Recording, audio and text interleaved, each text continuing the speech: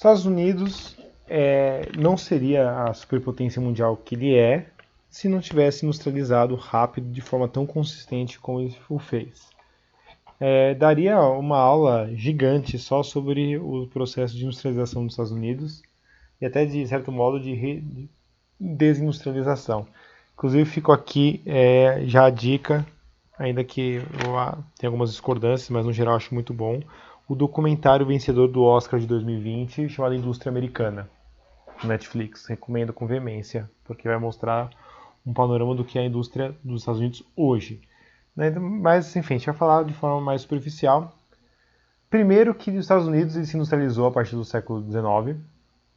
É muito dessa industrialização através de corrupção e contrabando de máquinas industriais da Inglaterra. E a partir do fim do século XIX, os Estados Unidos vai começar a liderar as inovações. Então, se no começo era basicamente fazer, entre aspas, piratagem, né, pirateação, não sei nem como fala, de produtos ingleses, de máquinas inglesas, essas coisas, a partir do final do século XIX, os Estados Unidos vai começar a inovar. Então, a segunda revolução industrial, a terceira ainda mais, né, mas já na segunda revolução industrial, os Estados Unidos está na crista da onda.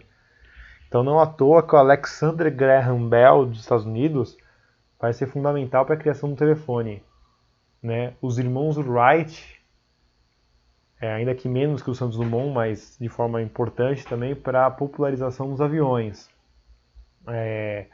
O Henry Ford para a popularização dos automóveis. Quem mais importante ali? Enfim, né? O Thomas Edison para os produtos elétricos, com destaque para a lâmpada elétrica.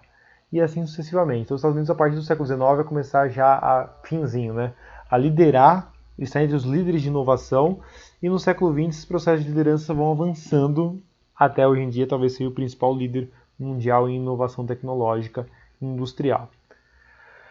No nordeste dos Estados Unidos, na região dos Grandes Lagos, essa parte roxinha aqui, nós vamos ter o Manufacturing Belt, né? Então o cinturão das manufaturas. Aqui que vai se dar a primeira vez a industrialização americana, por causa não apenas da matéria-prima abundante de ferro e carvão por volta dos Apalaches, mas também a noção da colônia de povoamento, né? Aquela ideia de fazer o país grande em si. A gente vai chamar de indústrias clássicas. Muitos hoje em dia, ao invés de chamar de Manufacturing Belt, se refere a esse cinturão como o cinturão da ferrugem, né? São indústrias velhas. Então aqui é siderúrgica, que faz aço, automóveis, trem, o que mais? Essas coisas, sabe? Vagão, ferramenta, vergalhão de aço, coisas bem clássicas, né, do início da industrialização, primeira e segunda revolução industrial, eletrodomésticos, etc. No laranja, o que o pessoal chama de Sunbelt, né, o cinturão ensolarado, especialmente nas regiões rachuradas, que serão os cinturões de alta tecnologia. Então, no oeste e um pouco do sul dos Estados Unidos vão ter as indústrias modernas e de tecnologia, especialmente nas áreas rachuradas aqui, onde a gente vai ter o que a gente chama de tecnopolo. O que são os tecnopolos? Os tecnopolos são as regiões industriais que a indústria existir ali não tem tanto a ver com a existência das matérias-primas, e sim com a junção entre o parque industrial e uma universidade importante que vai gerar mentes, né, recursos humanos para novas inovações. Então a gente tem, por exemplo, aqui na Califórnia, o Vale do Silício, que é basicamente o seguinte: ex-alunos de Stanford saíam da universidade e criavam nessa região da Califórnia indústria de tecnologia. Acho que a Sun Microsystems é dessa região, a Cisco Systems também, o Google é dessa região. O Facebook, apesar do Mark Zuckerberg ter estudado aqui no Nordeste dos Estados Unidos, a sede do Facebook hoje em dia também é nessa região. Então esse mapa traz um pouco a distribuição da indústria dos Estados Unidos, né? No Manufacturing Belt, no Sun Belt, nas áreas rachuradas, regiões de tecnologia. Aqui, tecnologia civil, né? Então a gente tem muita Instagram, Facebook, WhatsApp, YouTube, Google, etc. E aqui, tecnologia militar e aeroespacial. Dallas, Austin, Houston. A NASA é muito importante para o desenvolvimento. Então, acho que a Lockheed, uma filial da Boeing, então empresas importantes no setor de armas, no setor militar e setor aeroespacial ficam aqui. Houston, junto com Cabo Canaveral, na Flórida, são os dois principais centros da NASA, por exemplo, né? Então, tecnologia é muito importante. Ainda que no Nordeste, atualmente, esteja uma reconversão industrial e algumas cidades também tenham se reconvertido em regiões de alta tecnologia. Na questão ali próximo a Boston, sobretudo muitas vezes vinculado ao MIT, né, que é Massachusetts Institute of Technology, justamente isso, né. Então esse mapa traz ainda em pontinhos pretos grandes parques tecnológicos.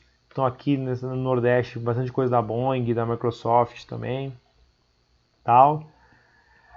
Em verdinho, centros de pesquisa e universidades, como a gente falou, Stanford, sobretudo no sudoeste, MIT, Yale e Harvard, por exemplo, no nordeste.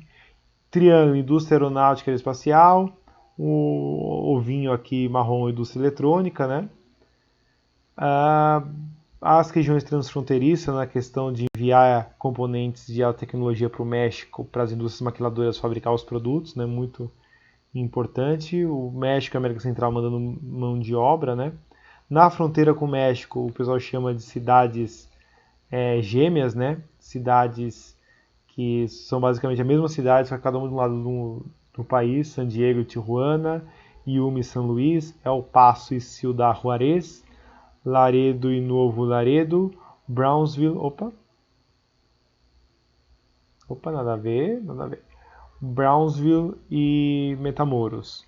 Então a gente pode ver, né, como a indústria americana se espacializa pelo território dos Estados Unidos e na fronteira com o México como ele se beneficia das indústrias maquiladoras, né, quem já viu ao estudar México, são as indústrias que dependem de tecnologia, de produtos bem elaborados de alta tecnologia dos Estados Unidos, que entra sem impostos no México por causa de coisas criadas pelo NAFTA e atualmente reforçadas pelo tratado pelo Bloco Econômico USCAN, é montado de forma mais simplória no México e é devolvido para os Estados Unidos tudo sem imposto.